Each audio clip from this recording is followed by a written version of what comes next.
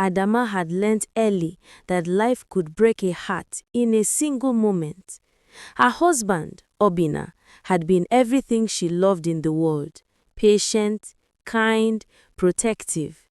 Their marriage had been a quiet storm of intimacy, late-night talks, shared breakfasts, the kind of love that needed no words. She had believed it would last forever. But forever had ended abruptly. Obinna had fallen ill without warning. The doctors called it rare, aggressive, untreatable. Adamma had spent endless nights at his bedside, holding his hand, whispering prayers she didn't even know how to say. And when he finally died, the world seemed to fold in on itself. Her grief was a living thing, wrapping her in its suffocating embrace. She moved away from their shared home, sold everything that reminded her of him, and built a life in the city, hoping distance could dull the ache. But grief has a way of shadowing the steps of the living. No promotion, no social gathering, no sparkling smile could erase the hollowness she carried. Her apartment was quiet, sterile, the walls lined with photographs of a love now only present in memory. Then came the letters. Hidden in a box she had left untouched, she discovered correspondence she had never read. Written by Obinna during his last days, they were confessions and guidance. Live, even when I am gone. Let not grief chain your heart. Let not the world steal you from yourself. Carry our love forward, but live. Adamma wept like a woman drowning, the ink-stained pages trembling in her hands. But the city had other challenges waiting for her.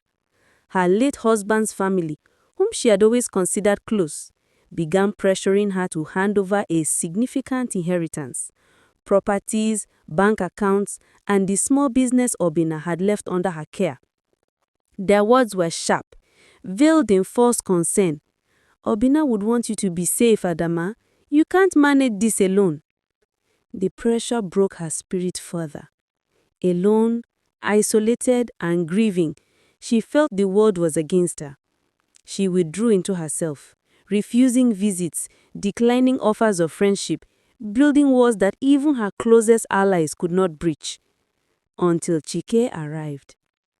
Chike had known Obinna. He had admired him, respected him, and now he wanted to protect Adamma. At first she resisted. She wasn't ready for anyone, not for friendship, certainly not for love.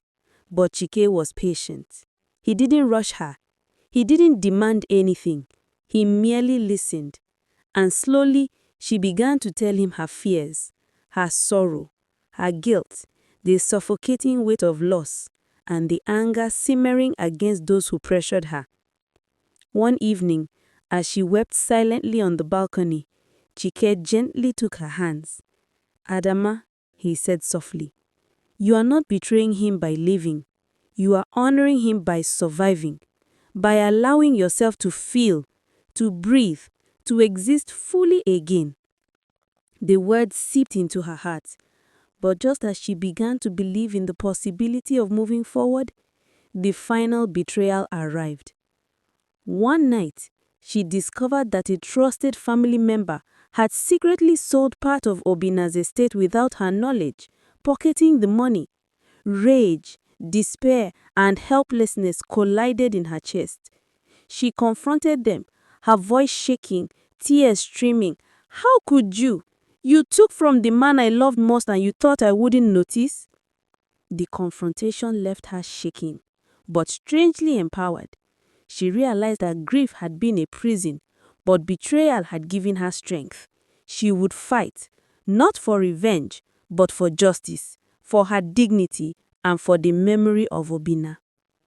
Weeks later, Chike returned to her apartment, finding her surrounded by legal documents and letters, the glow of determination on her face. "I have decided," she said quietly. "I will not be silent. I will live, I will protect what is mine, and I will not let anyone, family, fate, or grief, control me again." Tears fell as Chike held her, but these were tears of release, of healing, and of rebirth. Adamma realized that loving again, living again, and even trusting again would not erase Obinna, it would honor him. The secret she had carried all these years was not just her grief, it was the unyielding love that had transformed into courage, resilience, and strength. In the months that followed, Adamma rebuilt her life. She fought for the estate, reclaimed her independence, and allowed herself to love Chike, not as a replacement, but as a companion in a new chapter. At night, she still whispered Obinna's name, but no longer in despair.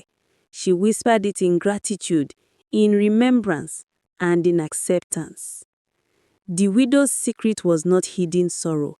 It was endurance. It was the courage to feel, to break, and to rise again. It was the strength to live fully while carrying love, loss, and memory together. And in that balance, Adamma finally found peace.